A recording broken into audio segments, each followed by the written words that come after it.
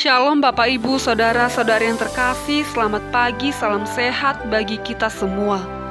Sebelum kita mendengarkan renungan harian kita, marilah kita bernyanyi dari buku nyanyian HKBP, nomor 460 ayat 1.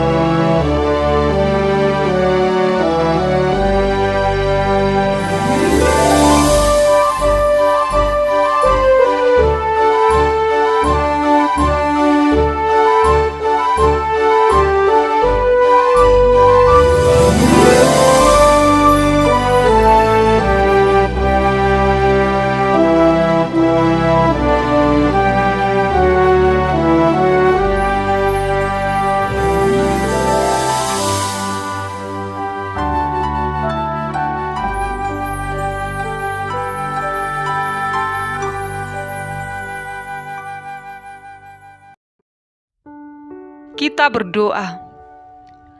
Allah Bapa yang bertata dalam kerajaan sorga, terima kasih Tuhan, kami ucapkan kepadamu atas berkat yang melimpah dalam kehidupan kami hingga saat ini. Terima kasih Tuhan, Engkau masih memberikan kami kesempatan untuk menikmati berkat Tuhan dalam hidup kami. Bapa dalam kerajaan sorga, sebentar kami akan mendengarkan firman-Mu. Ajar dan bimbinglah kami melalui Roh Kudus-Mu, agar kami semakin rindu untuk mendengarkan firman-Mu, dan firman-Mu dapat kami lakukan dalam kehidupan kami sehari-hari. Dalam Kristus Yesus kami berdoa dan mengucap syukur. Amin. Bapak, Ibu, Saudara-saudari yang terkasih dalam Kristus Yesus, nas renungan harian kita hari ini tertulis dalam Galatia pasal 3 ayat 25. Beginilah firman Tuhan. Sekarang iman itu telah datang. Karena itu kita tidak berada lagi di bawah pengawasan penuntun. Demikian firman Tuhan. Bapak, Ibu, Saudara-saudari yang terkasih dalam Kristus Yesus, bagian bacaan Alkitab kita pada hari ini memberikan gambaran dengan jelas tentang perbedaan kondisi manusia di masa Perjanjian Lama dan Perjanjian Baru dalam kerangka proyek keselamatan dari Allah bagi manusia. Pada masa Perjanjian Lama, bangsa Israel itu dituntut untuk hidup menurut hukum Taurat. Akan tetapi, ternyata hukum Taurat itu belumlah sempurna. Hukum Taurat hanyalah gambaran terhadap apa yang akan datang, yaitu kedatangan Kristus ke dalam dunia ini. Dengan demikian, patutlah disebut bahwa hukum Taurat adalah penuntun hingga kepada kedatangan Kristus. Kita bisa baca di ayat 24a. Tujuan hukum Taurat itu adalah supaya kita boleh memiliki iman kepada Tuhan, sehingga kita dapat dibenarkan karena iman. Bapak, Ibu, Saudara-saudari yang terkasih dalam Kristus Yesus, Di masa perjanjian baru, kita hidup di masa setelah kedatangan Kristus yang pertama kali, dan yang biasanya kita rayakan pada setiap hari Natal. Pada masa perjanjian baru, sudah ada contoh yang harus kita teladani, yaitu Kristus yang hidupnya adalah untuk melakukan kehendak Bapa.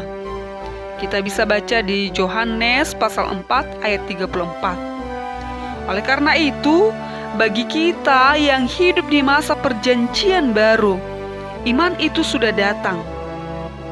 Artinya adalah bahwa mereka yang hidup di masa perjanjian baru, termasuk kita, sudah bisa memiliki iman yang benar, yaitu iman kepada Allah Bapa melalui Tuhan Yesus Kristus.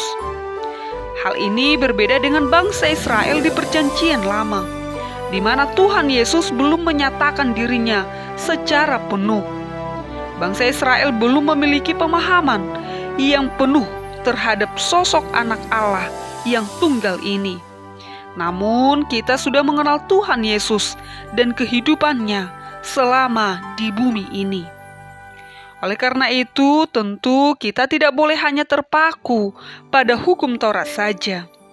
Karena hukum Taurat tersebut hanyalah penuntun atau pengantar kepada keselamatan yang sesungguhnya, yaitu di dalam nama Tuhan Yesus Kristus. Amin. Kita berdoa.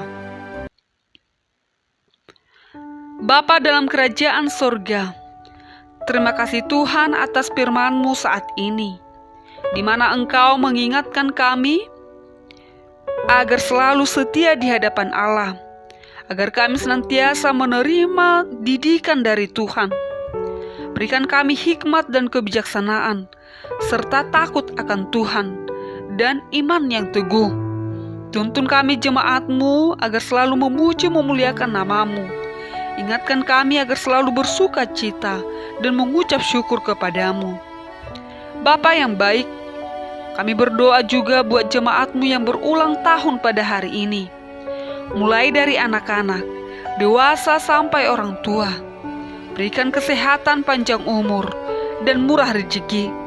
Biarlah mereka selalu dapat bersyukur kepadamu. Inilah doa permohonan kami. Dalam Kristus Yesus kami berdoa dan mengucap syukur.